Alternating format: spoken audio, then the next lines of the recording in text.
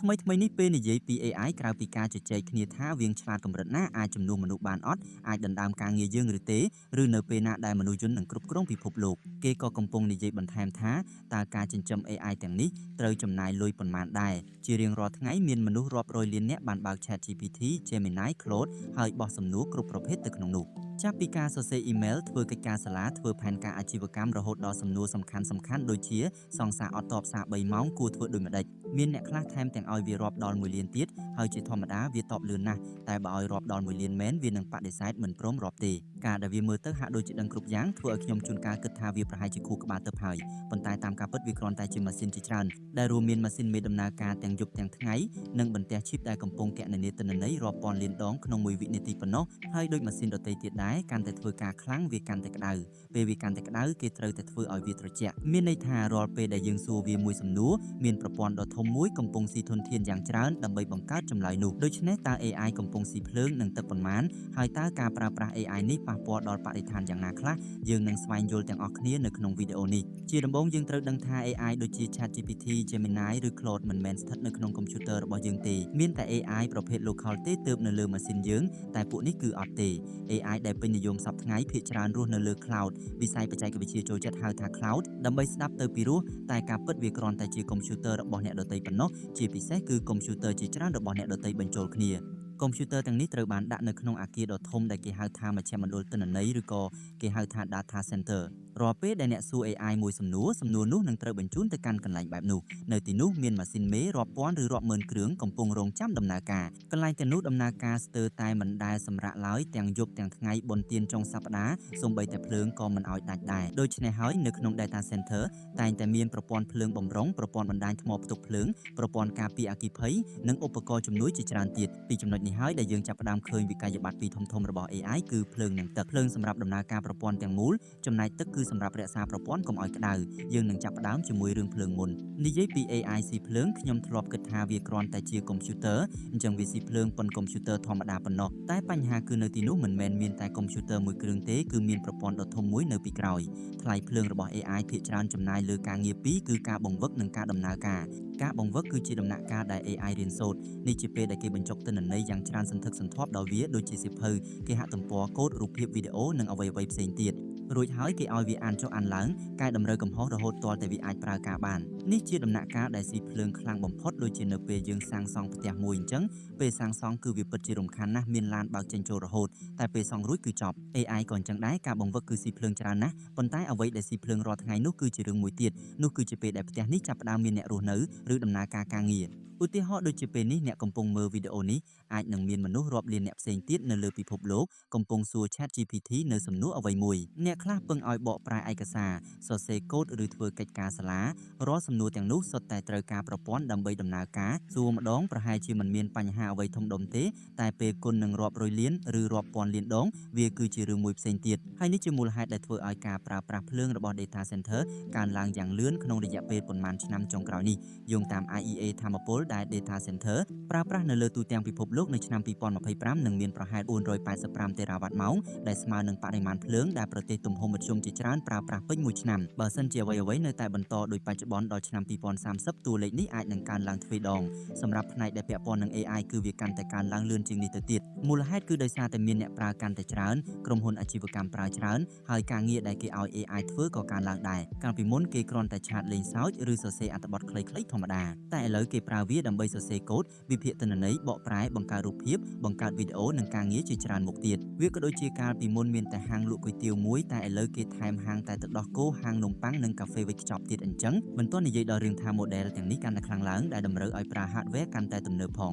ងឧទាហរណ៍ដូចជាបន្ទះ chip H100 របស់ Nvidia ដែលជាបន្ទះ chip AI ដ៏ពេញនិយមបំផុតនាពេលបច្ចុប្បន្នកម្លាំងភ្លើងដែលវាប្រើគឺប្រហែល700វ៉ាត់មានន័យថាគ្រាន់តែ chip មួយវាស៊ីភ្លើងស្មើនឹងកុំព្យូទ័រធម្មតាមួយគ្រឿងបាត់ទៅហើយឯ data center មួយមាន chip បែបនេះរាប់ម៉ឺនគ្រឿងដំណើរការទាំងយប់ទាំងថ្ងៃដូច្នេះពេលគេនិយាយថា AI កំពុងបង្កើតការស្រេកឃ្លានអគ្គិសនីវាមិនមែនជាការនិយាយបំផ្លើសទេប៉ុន្តែភ្លើងគ្រាន់តែជាពាក់កណ្ដាលនៃរឿងនេះប៉ុណ្ណោះព្រោះថាកាន់តែប្រើភ្លើងច្រើនប្រព័ន្ធវាកាន់តែក្តៅពេលវាក្តៅយើងត្រូវតែធ្វើឲ្យវាត្រជាក់តើគេប្រើអ្វីដើម្បីធ្វើឲ្យវាត្រជាក់គឺទឹកនឹងហើយតាមការពិតក្រុមហ៊ុនភាគច្រើនមិនដែលបញ្ចេញតួលេខពិតប្រាកដថាគេប្រើភ្លើងនិងទឹកប៉ុន្មានដើម្បីដំណើរការ AI ឡើយត្រឡប់មកនិយាយពីរឿងទឹកវិញបញ្ហាគឺស្ថិតនៅលើកម្ដៅព្រោះម៉ា ម៉ាស៊ីនកាន់តែខ្លាំងវាកាន់តែក្តៅខ្លាំងបើមិនបញ្ចុះកម្ដៅជាប់រហូតទេទី1គឺសមត្ថភាពវានឹងធ្លាក់ចុះហើយទី2គឺវាអាចខូចតែម្ដងដូច្នេះនៅតាម data center ទំនើបគេឈឺក្បាលខ្លាំងណាស់ក្នុងការរកវិធីកាត់បន្ថយកម្ដៅពីមុនគេប្រើកង្ហារដើម្បីផ្លុំខ្យល់ឲ្យត្រជាក់ពេញបន្ទប់ប៉ុន្តែម៉ាស៊ីនកាន់តែខ្លាំងឡើ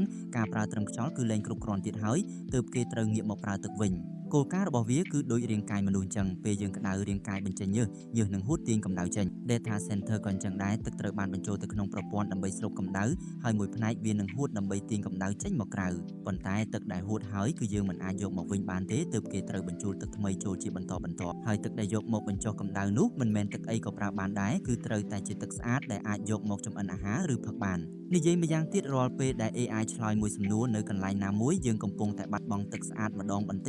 ចបាត់ទៅហើយមានការស្រាវជ្រាវមួយបានស្មានថាដំណើរការនៃការបង្វឹក GPT-3 អាចស៊ីទឹកអស់ប្រមាណ 5.4 លានលីត្រដែលក្នុងនោះ 7 សែនលីត្រត្រូវបានប្រើដោយផ្ទាល់ដើម្បីបញ្ចុះកម្ដៅប្រព័ន្ធយោងតាមការសិក្សានេះរាល់សំណួរ10ទៅ50សំណួរដែលយើងសួរ Chat GPT វាអាចនឹងស៊ីទឹកអស់ប្រហែលកន្លះលីត្រយ៉ាងហោចណាស់យើងក៏ដឹងថា AI មិនត្រឹមតែផឹកទឹកដោយផ្ទាល់នៅ Data Center ទេតែវាក៏ផឹកទឹកដោយប្រយោលតាមរយៈភ្លើងដែរព្រោះដើម្បីផលិតភ្លើងគេក៏ត្រូវការទឹកអញ្ចឹង AI ត្រូវផឹកទឹកមួយជុំទៀតដោយប្រយោលទោះបីជាវាមិនដែលឃើញទឹកមួយដំណក់ក៏ដោយការសិក្សាខ្លះទៀតបញ្ជាក់ថាបរិមាណទឹកដែលប្រើក្នុងដំណើរការផលិតអគ្គិសនីគឺច្រើនជាងបរិមាណទឹកដែលប្រើដោយផ្ទាល់នៅ Data Center ទៅទៀតបន្ថែមពីនេះមុនពេលដែលយើងអាចសួរ Chat GPT បានមានដំណាក់កាលមួយទៀតដែលស៊ីទឹកខ្លាំងណាស់គឺការផលិតបន្ទះឈីបដើម្បីបង្កើតឈីបទំនើបមួយគេត្រូវឆ្លងកាត់រាប់រយដំណាក់កាលផ្សេងគ្នាដែលសុទ្ធតែត្រូវការទឹកបរិសុទ្ធវាស្អាតដល់កម្រិតដែលគ្មានសារធាតុគីមីឬធូលីបន្តិចសោះដើម្បីកុំឲ្យខូចបន្ទះឈីបឧទាហរណ៍ក្រុមហ៊ុន TSMC ធ្លាប់ស៊ីទឹកជាង 200,000 តោនក្នុងមួយថ្ងៃសម្រាប់តែរោងចក្រផលិតមួយកន្លែងនៅតៃវ៉ាន់ប៉ុណ្ណោះទឹកចំនួននោះអាចឲ្យមនុស្សជាង 1 លាននាក់ប្រើប្រាស់បានក្នុងមួយថ្ងៃ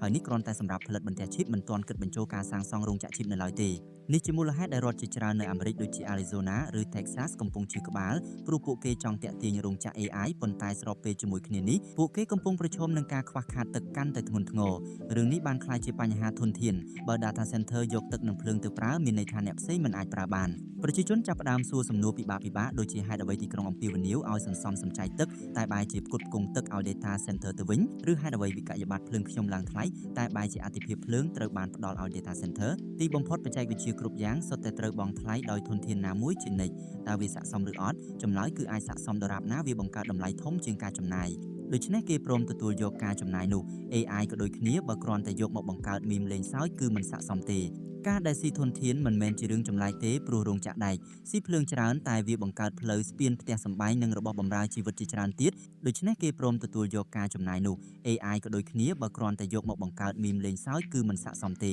េតែបើវាជួយឲ្យក្រុមហ៊ុនធ្វើការលឿនជាងមុនជួយគ្រូពេទ្យនិងវិស្វករសន្សំពេលវេលានោះវាជារឿងមួយផ្សេងទៀតនោះហើយជាមូលហេតុដែលខ្ញុំនិយាយថា AI អាចស័ក្តិសមនឹងធនធានដែលវាស៊ីដរាបណាវាបង្កើតតម្លៃធំជាងការចំណាយប៉ុន្តែនេះមិនមែនមានន័យថាក្រុមហ៊ុន AI ត្រូវបានអនុញ្ញាតឲ្យខ្ជះខ្ជាយភ្លើងនិងទឹកនោះទេដូច្នេះប៉ុន្មានឆ្នាំចុងក្រោយនេះក្រៅពីការប្រណាំងប្រជែងថាតើ AI មួយណាឆ្លាតជាងវានៅមានការប្រណាំងមួយទៀតគឺធ្វើម៉េចប្រើភ្លើងនិងហេដ្ឋារចនាសម្ព័ន្ធក្នុងទំហំដដែលតែអាចដោះស្រាយការងារបានច្រើនជាងមុនតាមពិតវិធីសាមញ្ញបំផុតក្នុងការសន្សំសំចៃភ្លើងគឺកុំយកញញួរធំទៅដំដៃគោលតូចឧទាហរណ៍ដូចជាថ្ងៃនេះសួរថានៅភ្នំពេញអាកាសធាតុប៉ុន្មានអង្សាវាមិនចាំបាច់ប្រើបច្ចេកវិទ្យាកម្រិតធំដើម្បីមកឆ្លើយនោះទេវាប្រៀបដូចជាហៅឡានស្ទូចមកដឹកអង្ករមួយបាវអញ្ចឹងការផ្លាស់ប្ដូរដ៏ធំបំផុតមួយគឺក្រុមហ៊ុននានាចាប់ផ្ដើមរៀនពីរបៀបបែងចែកការងារបើការងារសាមញ្ញប្រើ model តូចទៅបើការងារពិបាកទើបយក model ធំមកប្រើវិធីនេះមិនត្រឹមតែជួយកាត់បន្ថយការចំណាយប៉ុណ្ណោះទេថែមទាំងជួយឲ្យ AI ឆ្លើយតបបានលឿនជាងមុនទៀតផងបើសិនជាចង់កាត់បន្ថយការចំណាយពិតប្រាកដគឺត្រូវតែងាកមកមើលអ្វីដែលស៊ីភ្លើងបំផុតនោះគឺគ្រឿងម៉ាស៊ីនពីមុនក្រុមហ៊ុនភាគច្រើនប្រើប្រាស់ GPU របស់ Nvidia តែឥឡូវក្រុមហ៊ុនដូចជា Google Amazon និង Microsoft កំពុងអភិវឌ្ឍ chip ផ្ទាល់ខ្លួនព្រោះ GPU មិនមែនបង្កើតមកសម្រាប់ដំណើរការ AI តែមួយមុខទេបន្ទះ chip ដែលផលិតផ្ទាល់សម្រាប់ AI អាចជួយសន្សំសំចៃភ្លើងបានយ៉ាងច្រើនដែលគិតជាលុយគឺច្រើនសន្ធឹកសន្ធាប់បន្ថែមពីនេះគេក៏កំពុង design data center ទាំងមូលឡើងវិញតែម្ដងគឺងាកមកប្រើប្រាស់ប្រព័ន្ធបញ្ចុះកម្ដៅដោយអង្គធាតុរាវវិញជំនួសឲ្យការព្យាយាមបញ្ចុះកម្ដៅបន្ទប់ទាំងមូលពួកគេបញ្ជូនអង្គធាតុរាវត្រជាក់ទៅបញ្ចុះកម្ដៅផ្ទាល់លើបន្ទះ chip តែម្ដងវិធីនេះជួយកាត់បន្ថយការខ្ជះខ្ជាយស៊ីភ្លើងតិចជាងមុនហើយដាក់ម៉ាស៊ីនបានច្រើនជាងមុនហើយចុងក្រោយគ្រប់ផ្លូវទាំងអស់គឺនៅតែឆ្ពោះទៅរកកន្លែងតែមួយនោះគឺប្រភពអគ្គិសនីឥឡូវបើចង់ពង្រីកប្រព័ន្ធ AI សំណួរទី1ដែលគេសួរគឺភ្លើងនៅឯណាដោយសារតែភ្លើងធម្មជាតិពឹងផ្អែកលើអាកាសធាតុពេកគេក៏ចាប់ផ្ដើមងាកទៅរកថាមពលនុយក្លេអ៊ែរវិញព្រោះវាផ្ដល់ថាមពលស្អាតថេរនិងច្រើនគ្រប់គ្រាន់ Microsoft, Google, Amazon និង Meta សុទ្ធតែបានចាប់ផ្ដើមវិនិយោគលើថាមពលនេះមិនមែនព្រោះគេស្រឡាញ់បរិស្ថានទេតែព្រោះគេត្រូវការភ្លើងខ្លាំងប៉ុន្តែទោះបីជាបច្ចេកវិទ្យាវិវត្តទៅទិសដៅណាក៏ដោយក៏នៅមានរឿងមួយទៀតដែលសំខាន់បំផុត